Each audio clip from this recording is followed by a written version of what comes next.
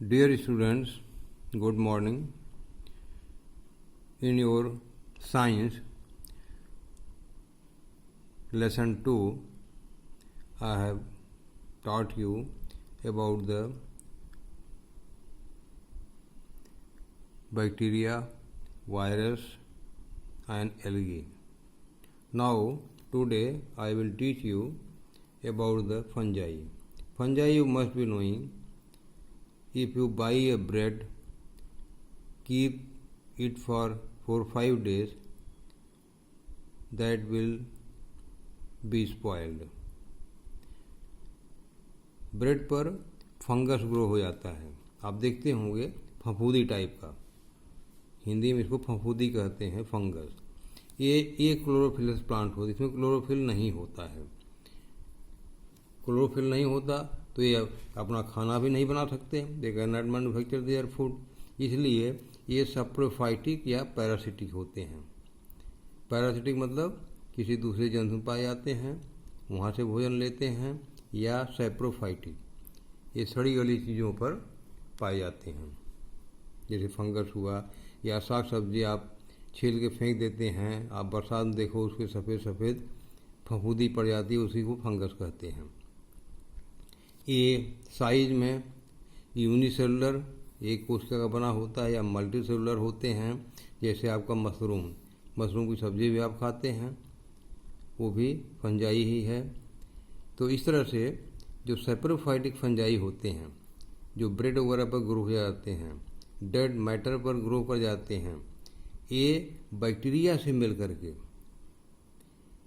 ये क्या करते हैं, डिकम्पोजिशन करते हैं, जिससे मैटर का रिसाइकलिंग होता है। और ये फंजाई और बैक्टीरिया ये मिल करके जो शुगर हमारा होता है, शुगर को क्या करते हैं, ये डिकम्पोज करते हैं into ethyl alcohol and carbon dioxide. जैसे आप केक लाते हो, स्पंजी होता है, ब्रेड लाते हो, स्पंजी होता है, तो उसमें करते क्या हैं कि ये जो है सैप्रोफिटिक फंजाई और बैक्टीरिया को मिला देते हैं। तो करता क्या है, वो शुगर को तोड़ करके इथाइल अल्कोहल में और कार्बन डाइऑक्साइड में कन्वर्ट कर देता है। ये गैस जो है, यही गैस आपके केक को या ब्रेड को के अंदर स्पेस बना लेती है और वहाँ पड़ी रहती है और उसको स्पॉन्जी बना देती है। इथाइल अल्कोहल ये अल्कोहलिक ड्रिंक्स बनाने के काम में आते हैं। तो इस तरह से बैक्टीरिया और फंजाई ये दोनों काम की चीज़ें हैं। ईस्ट जो है, it is used in the, आपने देखा होगा कि विटामिन बी कॉम्प्लेक्स, ईस्ट जो है ये फार्मास्यूटिकल कंपनी में इस्तेमाल होता है, जिससे विटामिन बी कॉम्प्लेक्स बनता है। और उन्होंने बताया बैक्टीरिया के साथ मिल करके फंजाई ये सिरका बनाने में, विनेगर, एसिटिक एसिड बनाने में काम आता है। और फंजाई जैसे पेनिसिलिन इंजेक्शन का नाम सुना होगा, ये पेनिसिलियम फंजाई होता है, इसी से बनता है। स्ट्रेप्टोमाइसिन ये भी मेडिसिन है और एक फंजाई का नाम है। तो पेनिसिलिन और स्ट्रेप्टोमाइसिन ये दोनों एंटीबायोटिक दवाएं हैं जो इसका इस्तेमाल डिजीज में किया जाता है। कुछ फंजाई होते हैं जो पैथोजेनिक होती हैं, they causes diseases in the plants and human beings. आप देखे होंगे गेहूं के खेत में रस्ट डिजीज लग जाती है, स्मट डिजीज लग जाती है, this is due to the fungi. आप खुद देखे होंगे कभी आपको दाद हो जाती है, चकत्ते के चकत्ते पड़ जाते हैं लाल लाल, that is due to the fungi. तो इस तरह से फंजाई हमारे लिए फ़ायदेमंद भी है और नुकसानदायक भी है, हार्मफुल भी है और यूजफुल भी है। नेक्स्ट आता है प्रोटोजोआ। प्रोटोजोआ जो है ये सिंगुलर सेल, प्रोटोजोआ। प्रोटोजोआ ये प्लूरल है, इसका सिंगुलर जो होता है प्रोटोजोआन होता है, PROTOZAAN। ये यूनिसेलुलर होता है, इसमें न्यूक्लियर मेम्ब्रेन होती है, वेल डिफाइंड सेल मेम्ब्रेन होता है, ये चारों तरफ पाया जाता है। इसमें जो एनिमल होते हैं इसमें अमीबा है, इसमें प्रोटोजोआ में अमीबा है, यूग्लिना है, पैरामीशियम है, प्लाज्मोडियम है। इनमें लोकोमोटरी ऑर्गन अलग अलग होता है। इसमें लोकोमोटरी ऑर्गन मतलब चलने फिरने के सीडोपोडिया होता है, इससे चलता है। यूग्लिना जो है इसमें फ्लैजला होता है, इससे इसका मूवमेंट होता है। पैरामीशियम में सील या बॉडी पाए जाते हैं, इससे मूवमेंट होता है। प्लाज्मोडियम ये स्पोर्स होता है, इसमें कोई लोकोमोटरी ऑर्गन नहीं होता है। प्रोटोजोआ हमारे लिए बेनिफिशियल भी हैं and they are harmful also. इनसे डिजीज काज होती हैं, जैसे मलेरिया का नाम सुना होगा आपने। Malaria disease is caused by the protozoa, plasmodium होता है। स्लीपिंग सिकनेस ये ट्रिपैनोसोमा नामक प्रोटोजोआ से होता है।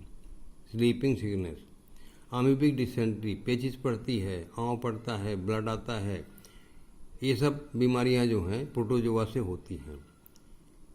TSC एक फ्लाई होता है जो स्लीपिंग सिकनेस डिजीज काज करने वाले प्रोटोजोआ जिसका नाम है ट्रिपैनोसोमा को एक आदमी से दूसरे आदमी तक फैलाता है। ये TSC फ्लाई। जैसे मलेरिया है, मलेरिया का पैरासाइट होता है, वो प्रोटोजोआ होता है, that is transmitted from one person to the other person by female anopheles. Female anopheles से ये इसमें पाया जाता है।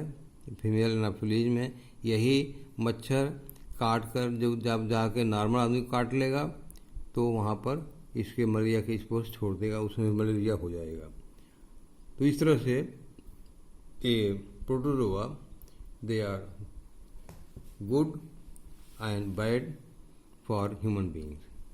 अब देखिए कल्चर जो करते हैं माइक्रो ऑर्गेनिजम्स का, जितने भी हैं, virus, bacteria, fungi, algae, protozoa, इसको लैब में स्टडी करने के लिए हम मीडियम तैयार करते हैं। और उस मीडियम में दो चीज़ें होती हैं, एक टेम्परेचर देखते हैं, एक न्यूट्रिएंट देखते हैं जो खाना उसके माइक्रो ऑर्गेनिज्म का, भोजन और टेम्परेचर। तो न्यूट्रिएंट मीडियम जो है नॉर्मली हम तैयार करते हैं बाय बॉइलिंग द पोटैटो। इसको ठंडा करके इसका पेस्ट बना लीजिए, इसमें थोड़ा सा अगर जेल मिला दीजिए और थोड़ी सी शुगर मिला दीजिए। इस तरह से मीडिया तैयार हो जाता है और इसमें जितने भी माइक्रो ऑर्गेनिज्म हैं उनको आप पाल सकते हैं, उनकी स्टडी कर सकते हैं, उनकी बिहेवियर की जानकारी कर सकते हैं। तो इस तरह से माइक्रो ऑर्गेनिज्म पाले जाते हैं। इसी प्रकार से चाइना से ये जो वायरस निकला है कोविड-19, वो भी रखा हुआ था, वहाँ से किसी तरह से निकल गया और पूरी दुनिया में फैल गया। अब आपको हम एक चीज़ बताएंगे कि नाइट्रोजन और माइक्रो ऑर्गेनिज्म का बड़ा संबंध है।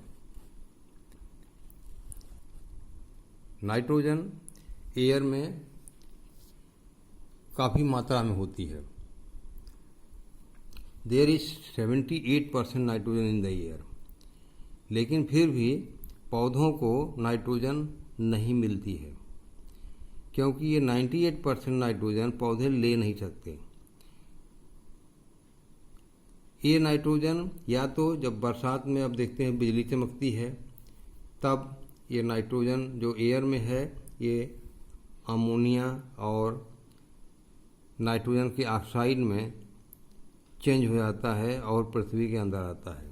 या जो हमारे फसलें हैं दाल वाली पल्सेस, उनके रूट में नाइट्रीफाइंग बैक्टीरिया होता है जो नाइट्रोजन को ले करके एयर से उनके रूट में इकट्ठा कर देता है। और ये नाइट्रीफाइंग बैक्टीरिया जो नाइट्रोजन फिक्स करता है, they increases the fertility of the field, उससे प्लांट का ग्रोथ और डेवलपमेंट अच्छा होता है। इसके बाद प्लांट मरेगा, एनिमल मरेगा, इनका डिकम्पोजिशन होता है by the bacteria and fungi. फिर क्या होता है, ये डीनाइट्रीफाइंग बैक्टीरिया होते हैं, इसमें डीनाइट्रिफिकेशन बैक्टीरिया होते हैं। ये जो है फिर इन चीज़ों को डिकम्पोज करके जो नाइट्रोजन है उसको एयर में मिला देते हैं। वो नाइट्रोजन यहाँ रुकती नहीं है, ज़मीन के अंदर नाइट्रोजन बहुत कम पाई जाती है, इसलिए फसलों में हम ज़्यादातर आर्टिफिशियल फर्टिलाइजर्स, यूरिया है, एनपीके है, डाई है, अमोनियम फास्फेट है, ये सब देते रहते हैं और इससे प्लांट का ग्रोथ और डेवलपमेंट होता है। ज़मीन की फर्टिलिटी नहीं बढ़ती है, आप देंगे तो होगा, नहीं देंगे तो नहीं होगा। तो इस तरह से नाइट्रोजन एयर से ज़मीन में आती रहती है और जाती रहती है।